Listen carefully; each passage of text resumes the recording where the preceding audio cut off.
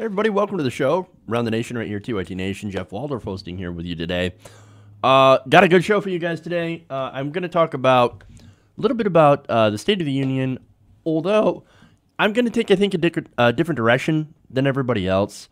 I actually want to tell you different responses that you can watch. So I want to make you aware of some different things.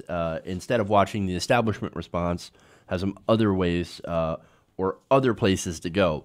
So that's interesting. It's going to be very quick as well. Then we'll have one story about how Donald Trump is stupid on the environment. That's always fun. Then we'll get into some real issues. We're going to talk about the healthcare, health insurance, whatever, being floated by a bunch of billionaires. So that's interesting, because there's a little bit of an interesting twist on this that I think you'll appreciate. And then I'm going to break it down and tell you guys whether or not this will work or what way we should actually go when it comes to healthcare. So I think you'll be very interested about that. Then I want to talk about how many people are benefiting from the tax cut law passed by the Republicans. Interesting study on that.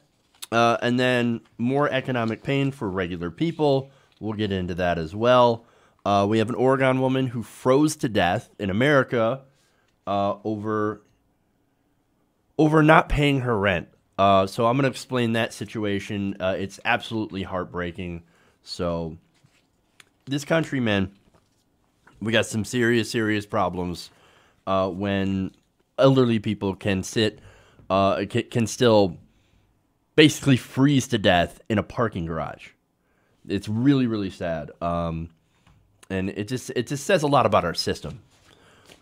So that's the breakdown of what we've got today. If you could, please give us a like and a share. Really appreciate that. Helps us out, helps the numbers, helps people get involved, helps the engagement, all that stuff. So I definitely appreciate it when you guys do that. All right. So that said, let's get into the stories. Let's talk about the State of the Union. Okay. So tonight, President Donald Trump is going to do his State of the Union address. And now, as I said yesterday, it's going to be fairly standard. He's going to be reading from a teleprompter. That's fine. Actually, that makes him sound a little bit less insane. But I swear to God, if somebody actually on cable news points to that speech where, you know, he's not drooling or shitting all over himself and saying, oh, my God, today is the day Donald Trump became presidential, I'm going to fucking scream. Okay. I'm just getting that out there because nothing frustrates me more than people saying, now President Trump has learned to be president. He's now being more accepted. And that's funny because that's one of the things that he has always wanted to do is be accepted by the elite.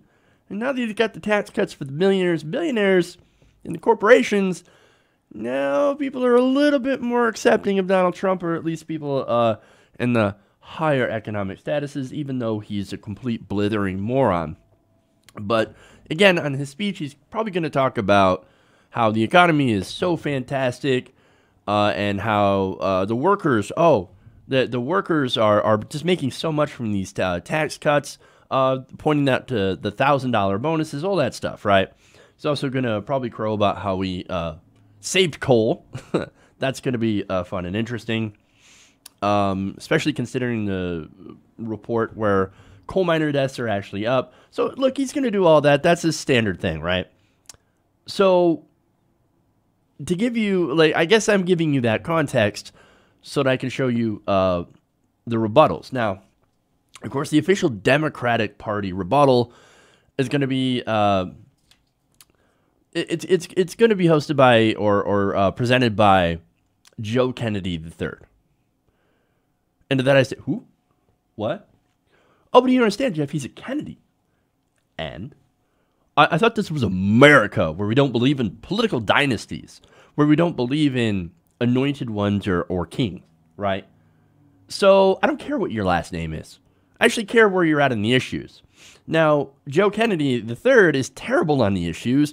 He's actually an establishment Democrat. He's a corporatist. He's actually not in favor of Medicare for all, which is a 60% approval rating among the American people. He's not in favor of progressive priorities, takes a lot of corporate money. So I am interested in what he has to say. So it's going to be more of Trump is bad, and he's a bad man, and the Democrats, we could probably do marginally better, even though we're basically insisting on keeping the status quo. So that's going to be Joe Kennedy's speech, right? Now, there are others, and I'm going to mention Bernie Sanders. Now, Bernie Sanders is doing his own rebuttal, which is fantastic. I mean, what, do you expect he's going to do the Democratic Party rebuttal? Of course not. And, of course, Peter Dow is out there screaming, but he's not a Democrat! Well, in that case, actually, that works in his favor, so he can give his own State of the Union speech. But wait, there are also other, at least there's one other Democrat that is actually also doing a speech that I'm going to mention here, and that is, of course, Maxine Waters. So she's going to go on BET, she's going to do her own speech. I'm assuming that is also going to be about impeachment. So I'm not so much as interested in watching that, but there's another option if that's what you're into. But Bernie Sanders, what he'll be doing, and this is, I guess this makes it different than other State of the Union speeches or rebuttals. Bernie Sanders isn't writing it ahead of time. Bernie Sanders is going to do this on the fly. So that's going to be a lot of fun. So I'm tuning into that one. But again, if you're not interested, if you actually want to go further left than Bernie Sanders, there is Donna Edwards. Now, Donna Edwards will be delivering an address on behalf of the Working Families Party. That's also something interesting that you might want to check out.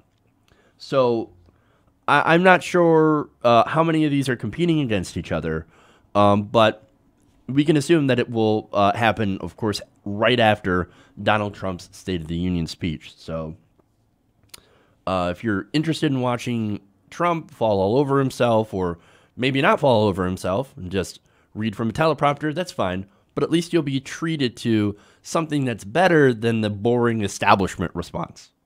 And so at least that's my plan for tonight.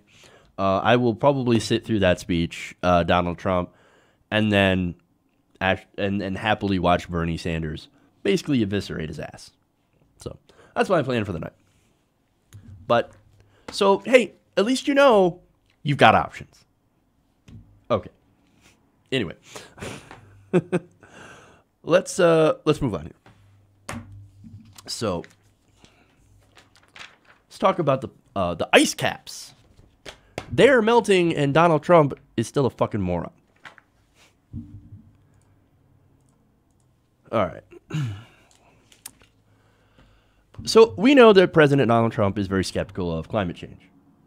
He once called it a Chinese hoax. The goddamn Chinese, they're making it hotter, and they're doing so, of course, to hurt American businesses. That's a load of bullshit, but of course, he's going to double down in a recent interview with Piers Morgan. Piers fucking Morgan. Like, when is the last time that guy's been relevant? Never. But anyway, although I still remember making a video about him versus Alex Jones. 1776 will come again. Anyway, I'm getting off topic here. But speaking of things that are incredibly absurd and dangerous, Donald Trump, of course, doubled down on his climate denial and said, you know, the ice caps, they're at record levels. Believe me. He said, quote, the ice caps were going to melt. They were going to be gone by now, talking about predictions. But now they're setting records. They're at record level. Record level of what? What are you talking about? Like more ice or what like, I don't understand. But actually, he's right on one part. They are at a record level. It's just in the opposite direction.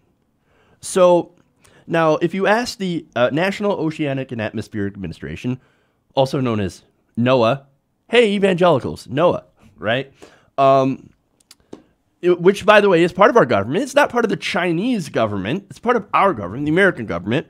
They'll tell you that in 2017, we had the warmest year on record. Period. Warmest. Okay. Now, what's funny is that, look, we've been doing this for a very long time, okay? every year is a record warm year, right? 2014's record year on warming. 2015, record year. 2016, on and on and on, right? So 2017, like nobody even talks about this anymore because we just know the next year is going to be another record. So why even talk about that specific part? But it's actually really, really important because it points out that, hey, we have a warming trend, which means that the planet is warming every single year beyond what we have warmed before in the last year. So that is a trend that is going up. Now, idiots, of course, don't understand that. And who's king idiot? Of course, Donald Trump. Now, he continues. I mean, look, it used to not be climate change. It used to be global warming, but that wasn't working too well because it was getting cold, too cold all over the place. Moron. Okay. So, look, climate, it's not weather. Just because it's cold outside and you had to put on a coat, that does not mean that climate change or global warming are not real. It just means it's cold in the area that you're at. It means it's winter. And look, I've been noticing, and yes, this is anecdotal. Look, I've been noticing that throughout the winters, it's actually been less cold. We've had more milder winters. And then, of course, things get kind of weird. We get weird snowstorms and like polar vortexes and what is it, bomb cyclones. Really weird shit's happening when it comes to the weather. And that's, of course, influenced by climate change. But Donald Trump says, no, we had to drop global warming, which isn't true at all, because it wasn't working out so well, because it was getting cold. Again, climate, that has to deal with or I should say it deals with long periods of time, right? Again, climate is different than weather, and global warming is actually also somewhat different than climate change. It's actually not quite as interchangeable, even though they're actually related, according to NASA. Again, our NASA, not Chinese NASA. Global warming refers to rising temperatures across the Earth's surface due to the widespread use of fossil fuels. Climate change, however, refers to a broad range of global phenomena created predominantly by burning fossil fuels. So there's the relation there, right? Now, global warming, they continue, is one factor considered when assessing a change in climate, as well as changes such as the rise in sea level, ice mass loss, and other indicators. So yes, they are related. So global warming just deals directly with the effects of putting all that carbon dioxide into the atmosphere, which is having the effect of warming the planet. But Jeff, I had to put on a coat today. And somewhere on the other half of the world, or in another country, they're actually having record heat and drought. So there's that. But again, if you look at the heat maps of the world, they show that on average, temperatures happen to be warming all across the world. This is science. But again, if you don't believe in scientists, you don't believe in science, then this is obviously going to be a very ineffective lesson. Okay. But look, our climate is very complex, right?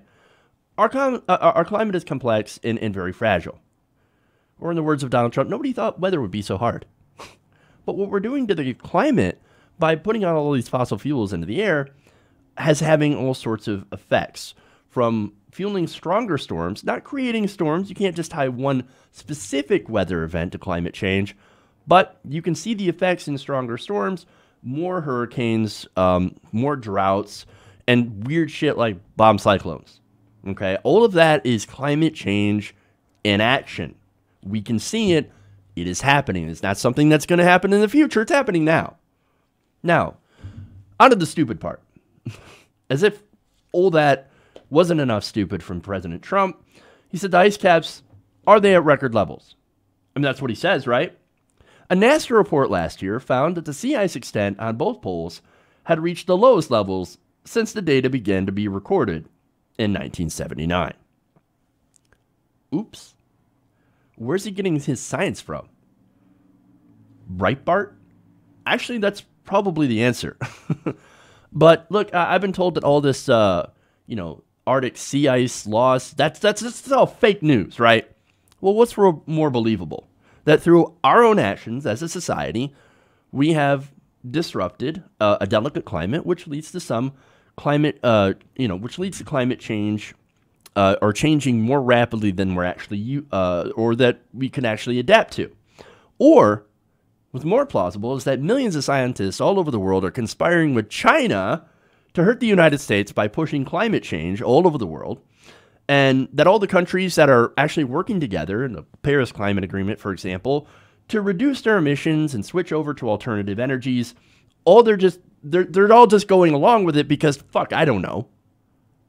It makes no sense. That's almost as bad as a conspiracy as pig-gorilla hybrids. It makes no sense. It makes no sense. There's no payoff here, okay? But what does make a lot of sense is that there are a handful of oil executives that use their money to pay off politicians in our corrupt system to turn a blind eye to global warming, also they can make an extra few bucks. You can decide what to believe. Science or people who believe in pig-gorilla hybrids. Your choice. Okay.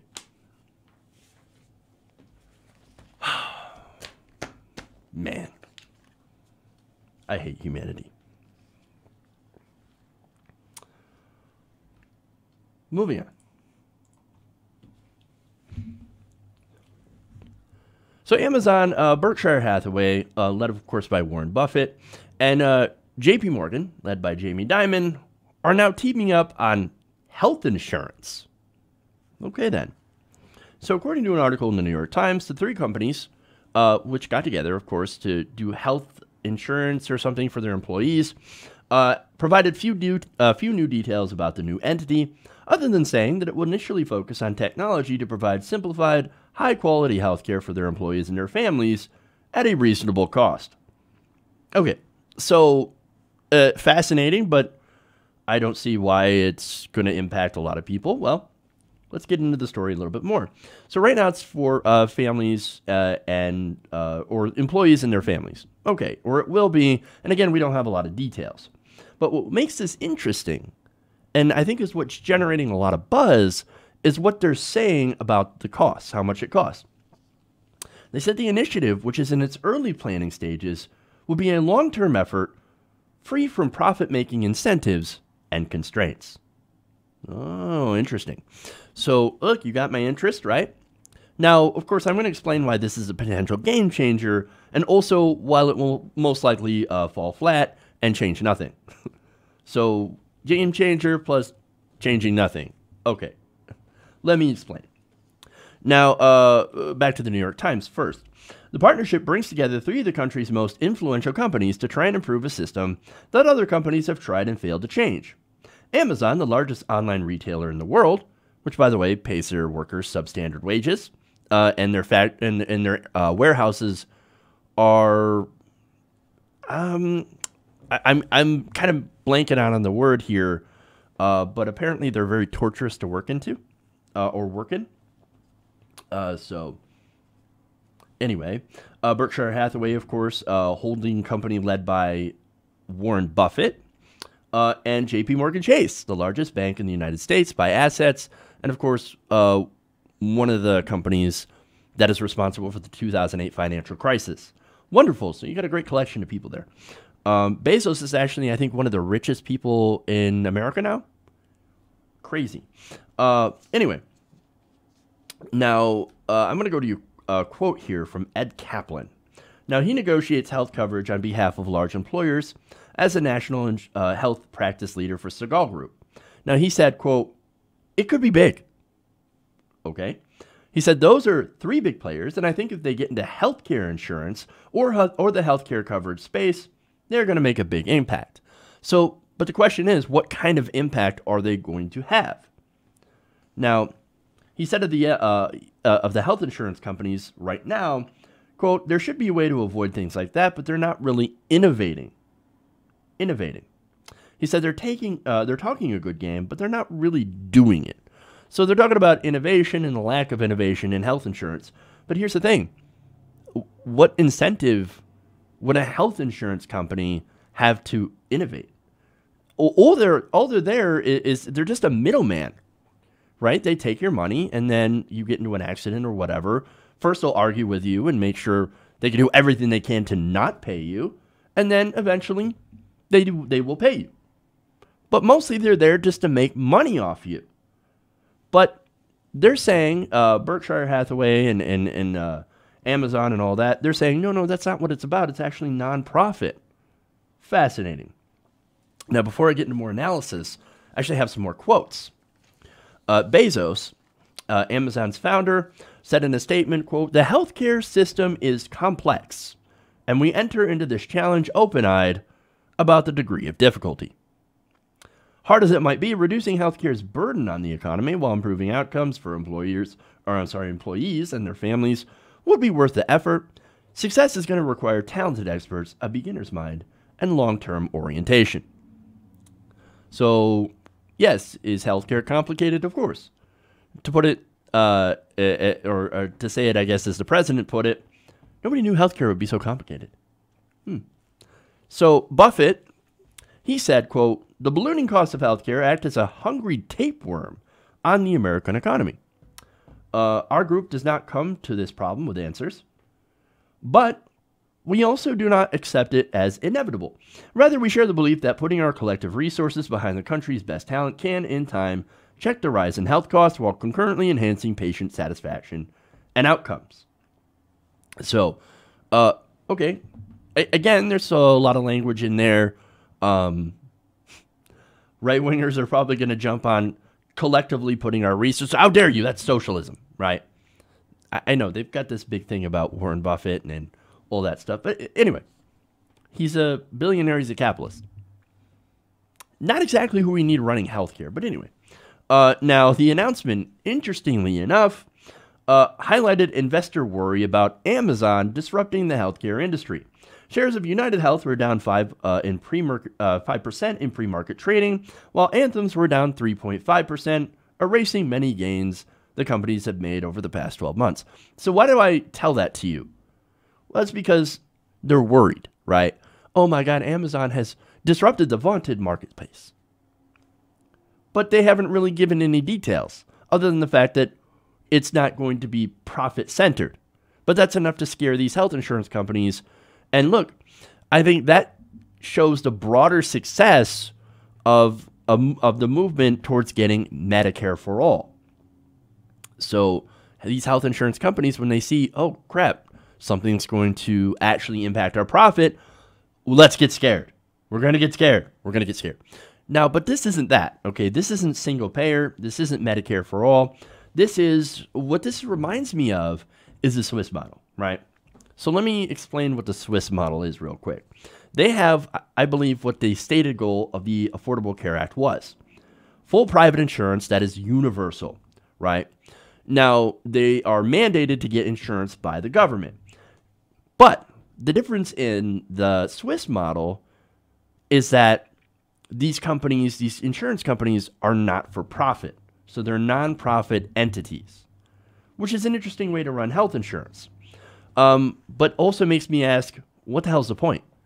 Again, if in a capitalist system, if you're not running a health insurance company for profit, then what are you actually doing? It doesn't really make any sense to me. But then again, it is what it is. Now, as I said, coverage is mandatory, and the government subsidizes you if your insurance premium is higher than 8% of your income. So this is the Swiss model. Now, there's also some things that have that are free, okay, no charges. For example, if you're pregnant.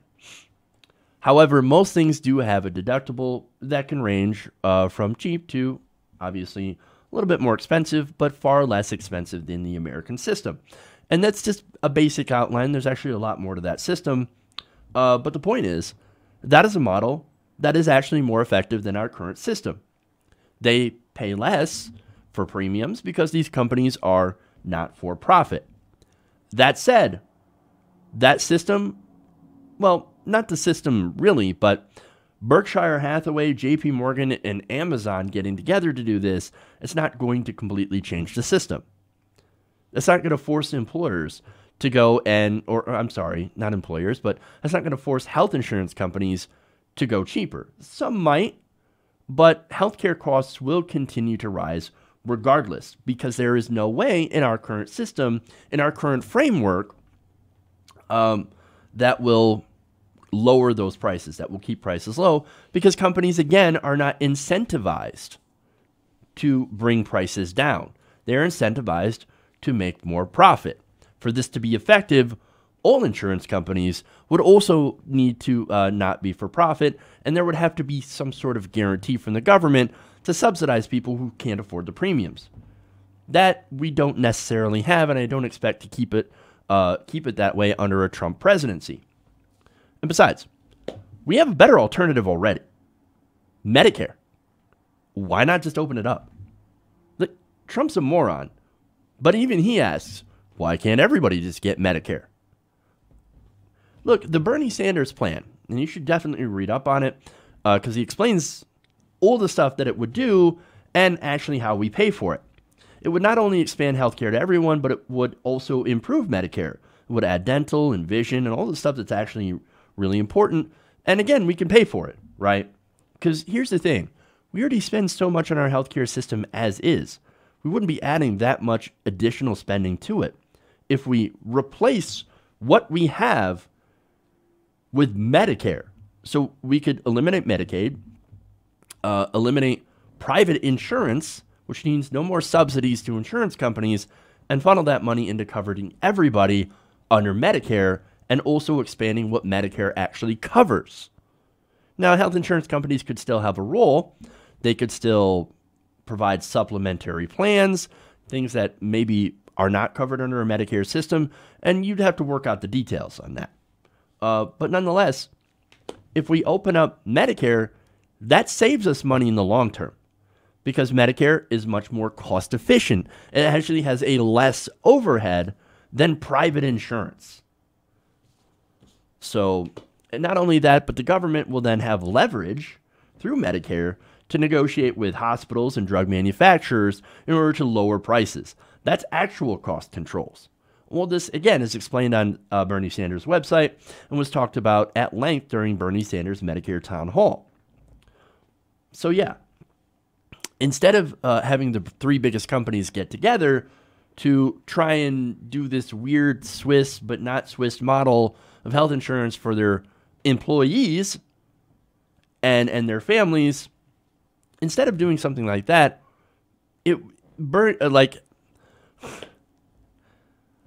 Warren Buffett's time, Jeff Bezos' time, and Jamie Dimon's time would have been much better spent lobbying for Medicare for all.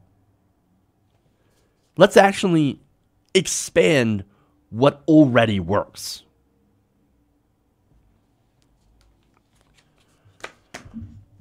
Okay. So I'm going to take a quick break here, and then I'm going to tell you about how many people have how many people have benefited from the GOP tax cuts in the form of bonuses and all that stuff. So stay right here. We'll be right back. Round the Nation.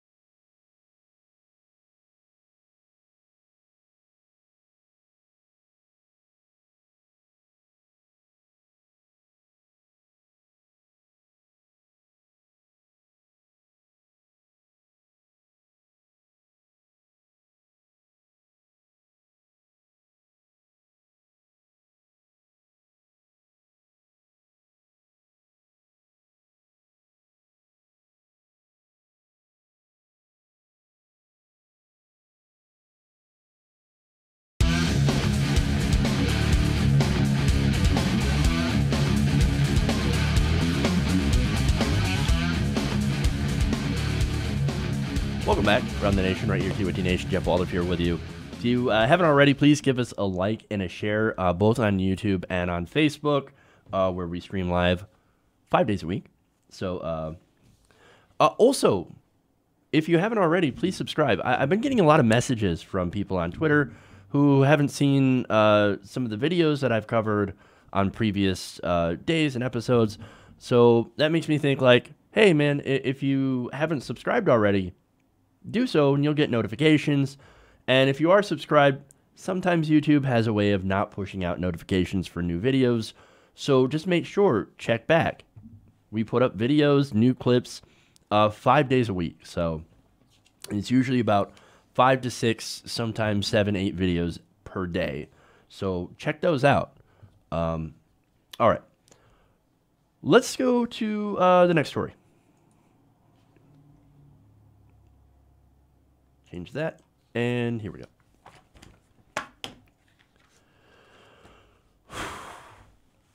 Now, since the Republican tax cuts were signed into law by President Trump, Republicans and Trump have been crowing about the news that some people have received raises and bonuses. And for that, hey, wonderful, right? I'm always happy when somebody gets a raise. I'm always happy when somebody gets a bonus. I'm not hating on that at all. Now, some people had received up to a $1,000 bonus. Hey, well, look at that. Now, Republicans are saying, see, the tax cuts, they work. It's trickling down all over the place. Well, in reality, it's actually not. These bonuses and these raises are actually very rare. Now, there's a new poll out that wanted to determine how many workers actually benefited from the GOP tax cuts in the form of a raise or a bonus. Now, that's exactly what the GOP had promised when they passed the tax cuts. You're going to get paid more. You're going to end up taking more money home. The economy is going to get better. We're going to create all sorts of jobs. Well, I pointed out in some previous videos how they're actually not creating jobs. Even some of these companies that have given bonuses have ended up actually firing people. Some of them even fired them before Christmas, which is like an extra kick in the nuts.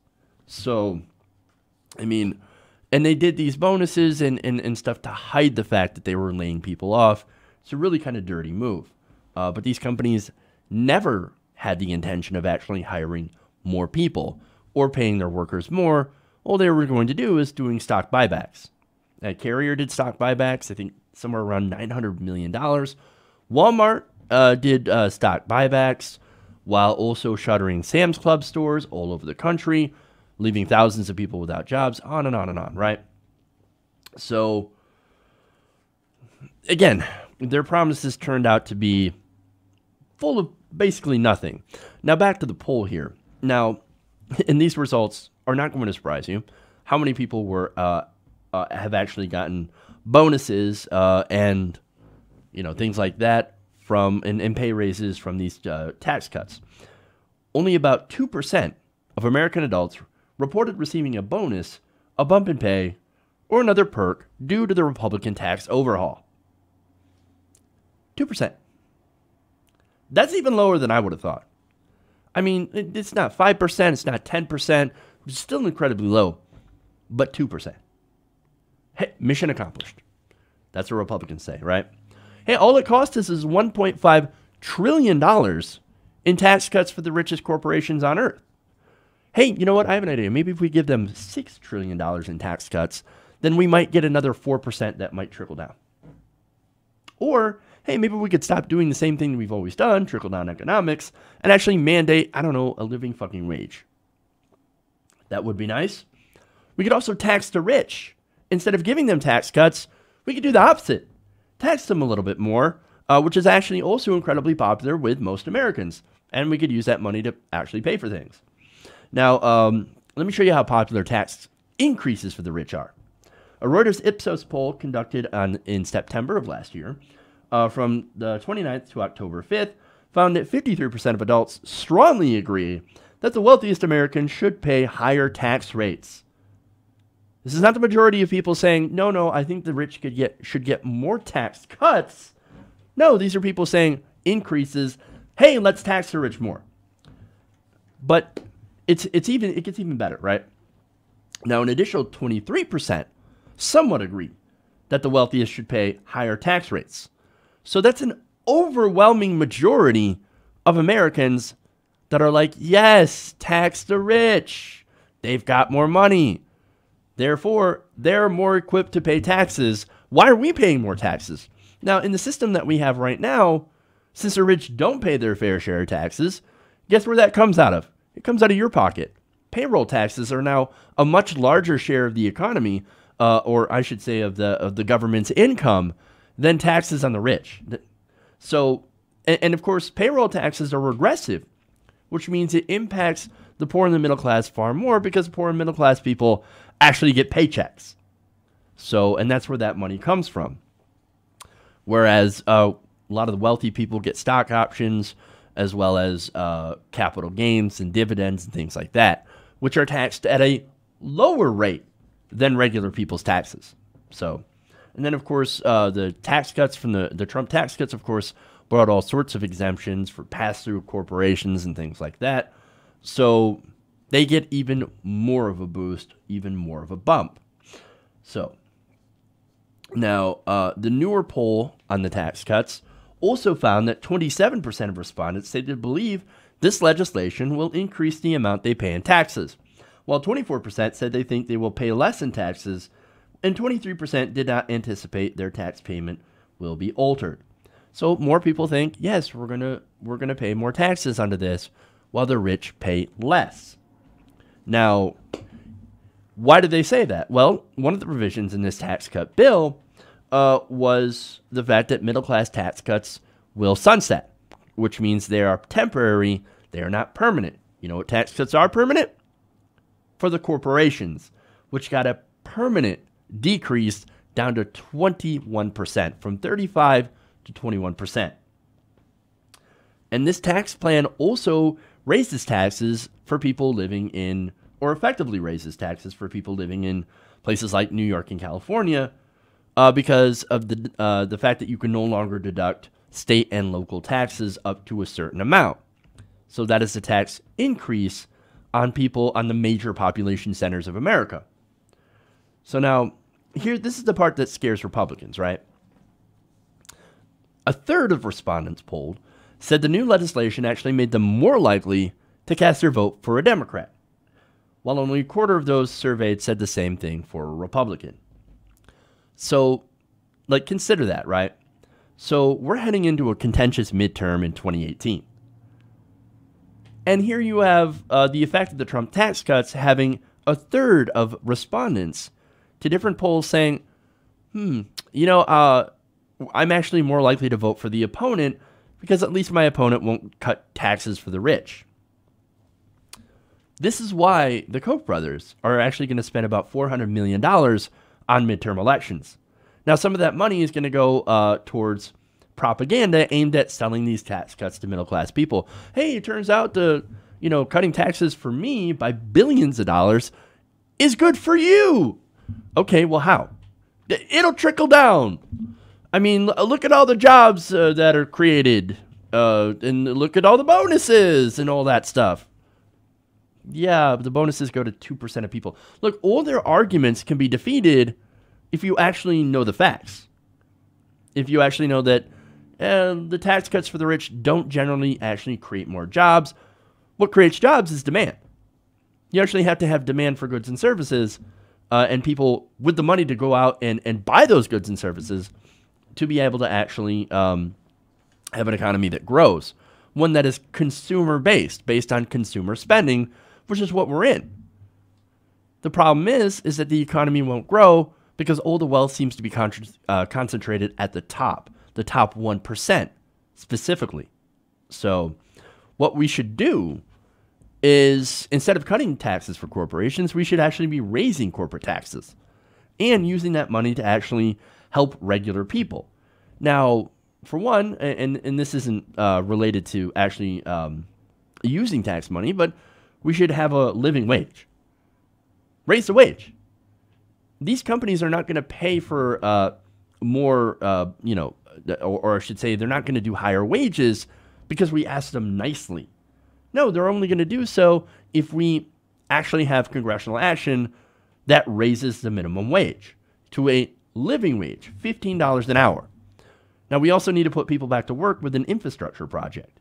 I mean, our infrastructure is rated maybe a D plus, somewhere around D minus, D plus. Those are the grades that I got in high school. Okay, that's not good. That's bad. So we should actually do something about that and put people back to work fixing our infrastructure. You know, Flint still doesn't have clean water. Flint. And of course, we have Puerto Rico has been devastated by the hurricanes. And we have places all over the country where there is substandard infrastructure, roads and bridges that are falling apart. We could put people back to work with a national public works program. Use some of this money that we would save. Instead of giving tax cuts to corporations, we should actually fund projects. Again, the economic result of this, the effects would be excellent for the economy. That actually put money into people's pockets.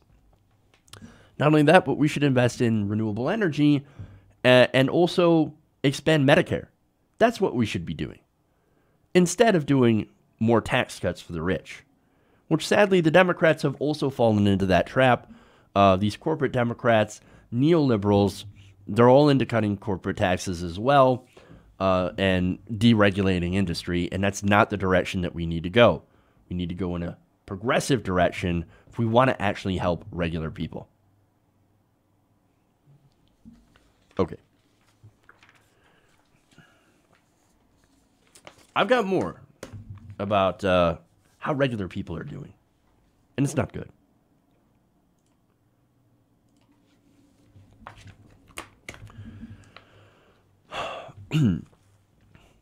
So President Trump and the Republicans love to tell you how good the economy is, how much their tax cuts for the rich are boosting the economy. Hey, look at the stock market right now. Stock market is doing fantastic.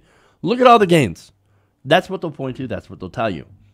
Now, in reality, the stock market isn't actually a good reflection of how the economy is really doing. Most Americans are still struggling. Now, for that, I go to the story of James Develid. Now, Develid, like a lot of Americans, unfortunately, has to work 2 jobs to get by. Let me tell you his story here. Now, last summer, again, he was working 2 jobs, working at Tyson and also at Walmart, and working a lot of hours. He wasn't just, some part-timer. He was working 32 at Walmart, and he was working as well as a janitor at Tyson. So, look, he was doing these 2 jobs. He's 52 years old, and I'm sorry, I think he's a little bit more than 52 years old. I think he's 56. Correction there. Now, when he was working his last job at Tyson, he developed some nerve damage. So in response to that, he had to quit the job at Tyson. Something to do with the cold and working in the freezers that would exacerbate his condition. So working those 2 jobs, he made about $40,000 a year. Now think about that, right? $40,000 a year, that's actually not very much when it comes to America. Now, since he quit one of those jobs, that cut his income in half. He now makes $20,000 a year. Now, only in America do you have to have actually work 2 jobs just to get by with $40,000. But his story actually gets worse. So now those health problems forced him to give us his second job. He also lost his employer-sponsored health insurance. Well, that's okay, he thought, because I can apply and for coverage at Walmart and hope that it kicks in soon enough.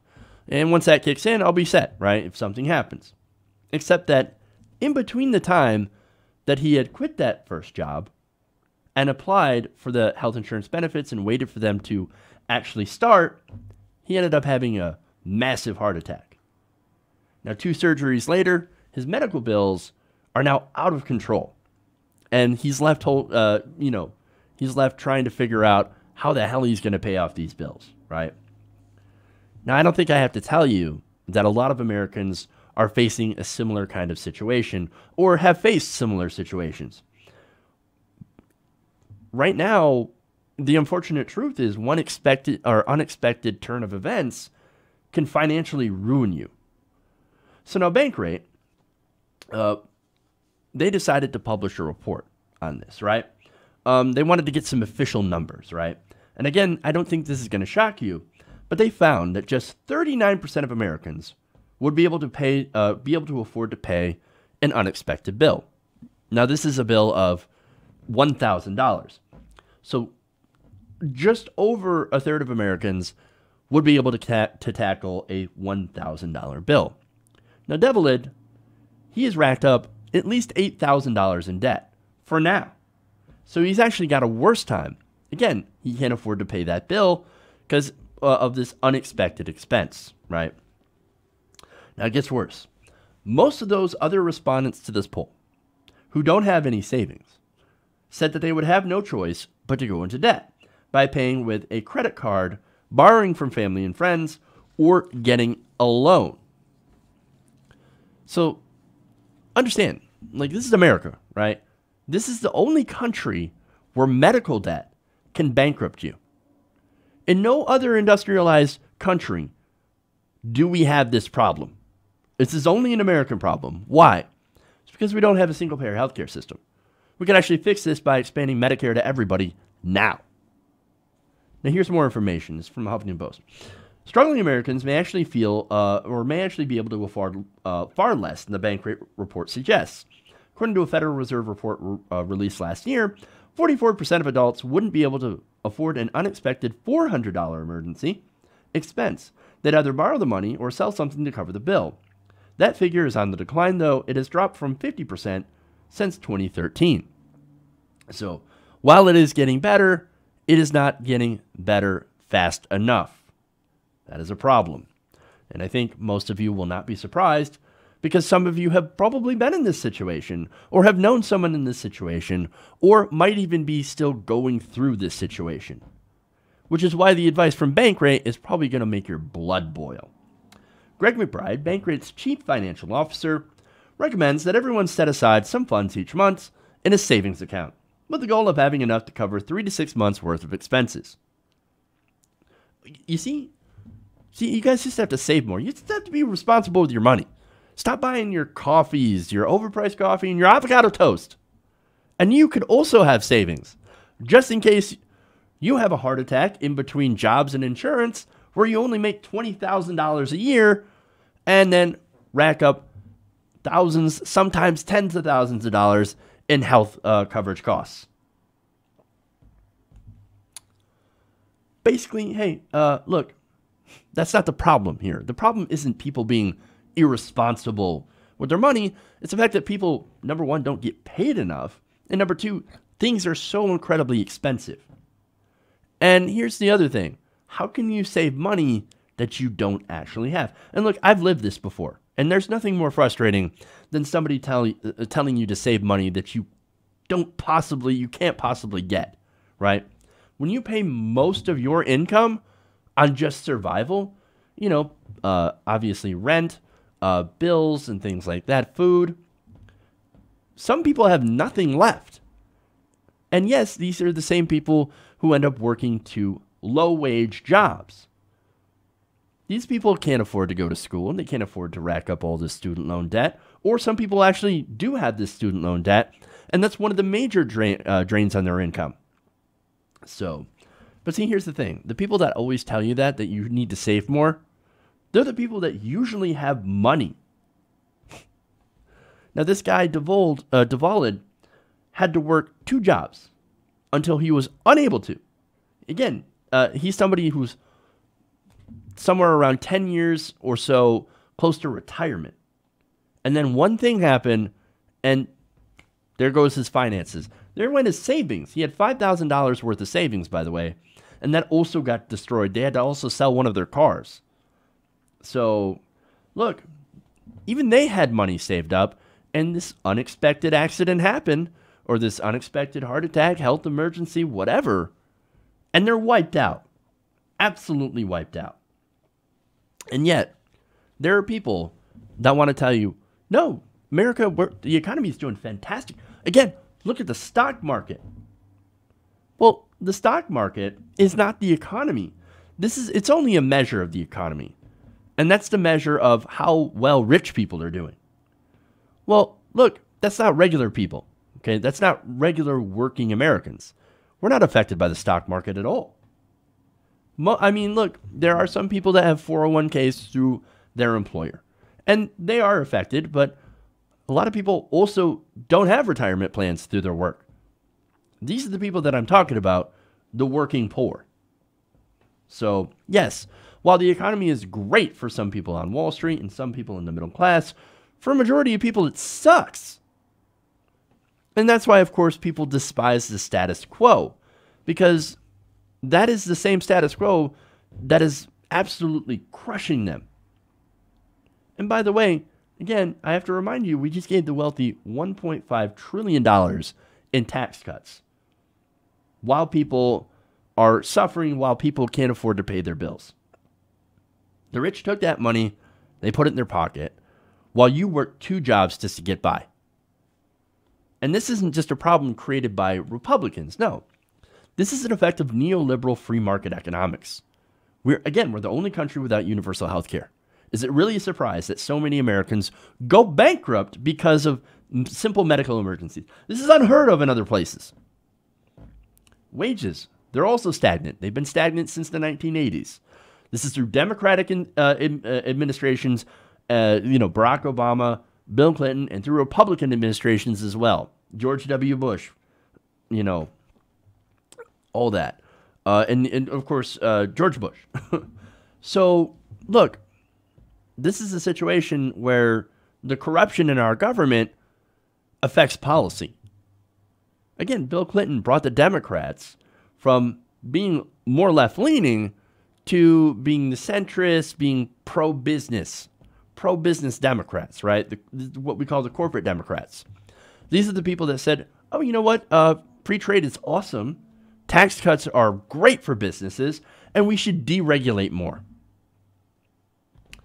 So, and look, we can't have things like, we can't have ponies like Medicare for all.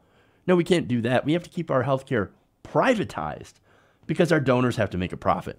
We have got to protect the status quo. We've got to protect the donors. Those are the people who actually pay us. And those are the people we work for. Again, both Democrats and Republicans are benefiting from this massive corruption that we have in the government thanks to money and politics. And they love the status quo. Hillary Clinton loved the status quo. And all these Democrats, most of them love the status quo. But unfortunately, the status quo is killing us. We are currently being strangled by the establishment while the rich get richer and we all fall behind. No more. We actually need to vote for progressive candidates. We need to actually fight back. Because if we don't fight back, they're going to continue squeezing us until there's nothing left. And they're close. We have to fight. Because for a lot of us, our lives are literally depending on it. Okay.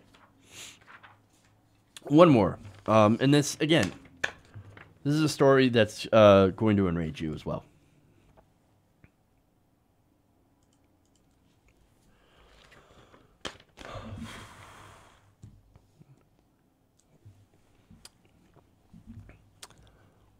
So recently it was reported that an elderly woman had died from hypothermia after being evicted from her senior living home. Now, this is the story of Karen Batts.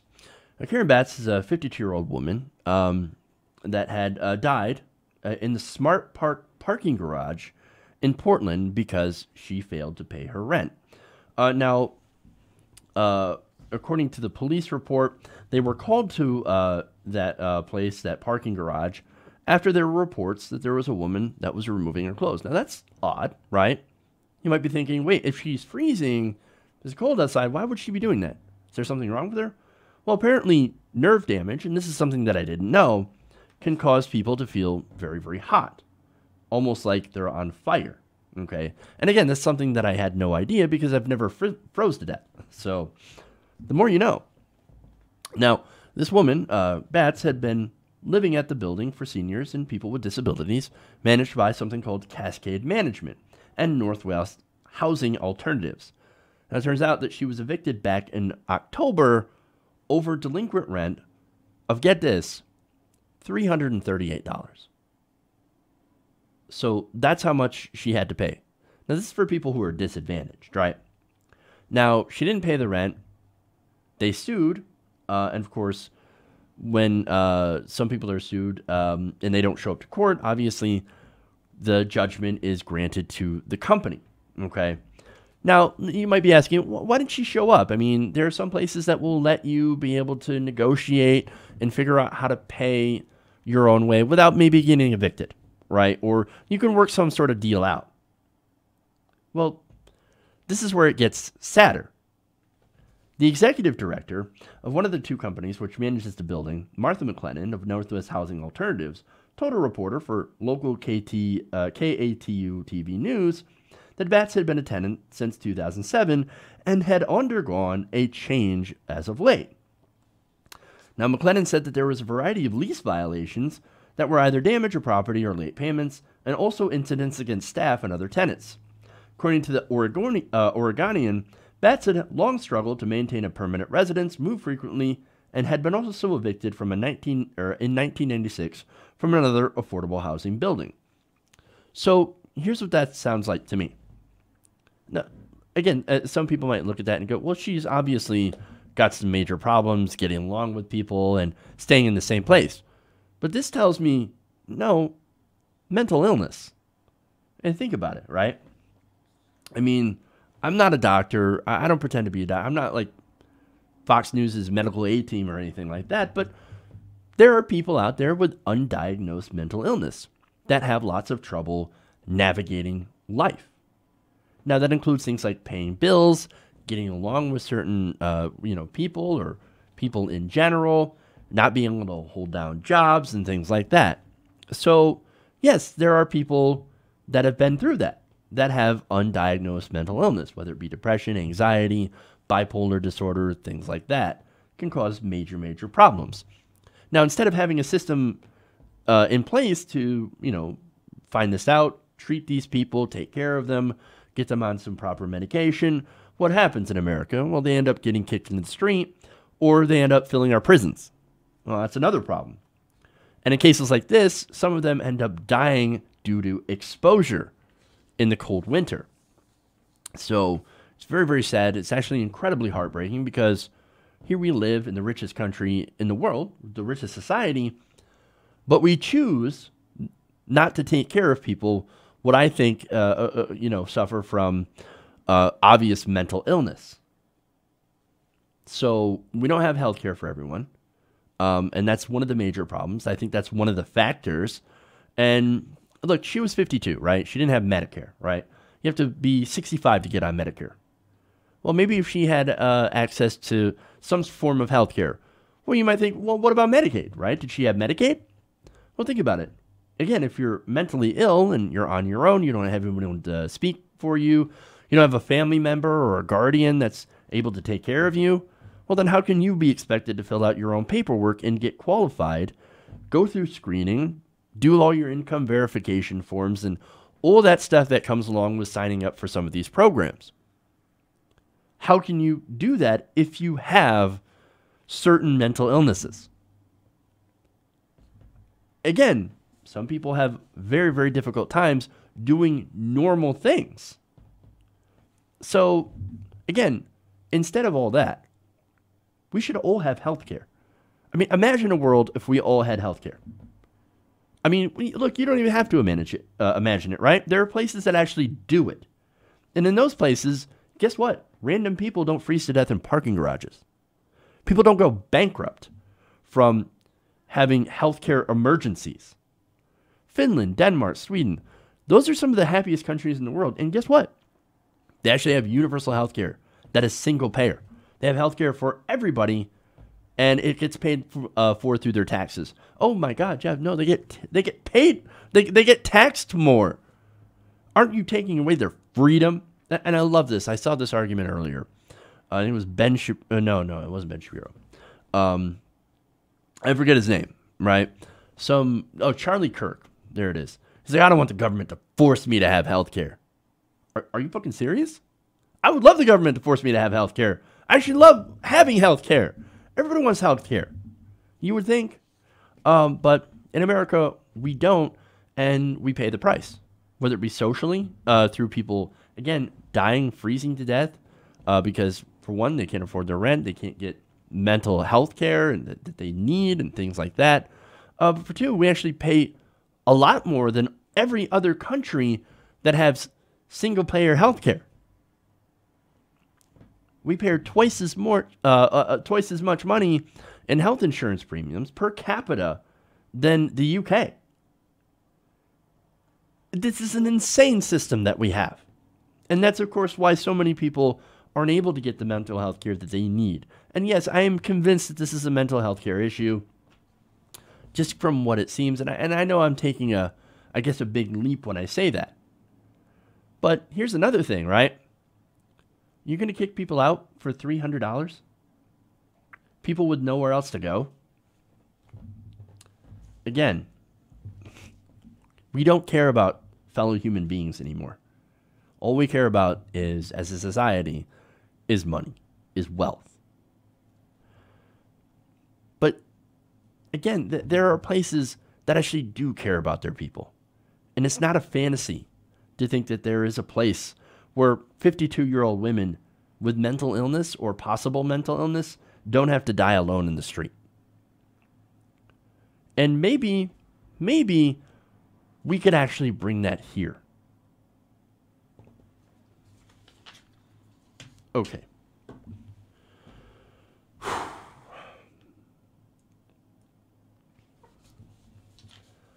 So that's all I got for you guys today. Tough show, I know. All right. So what we'll be doing is I'll probably end up talking a little bit about the State of the Union and union response tomorrow.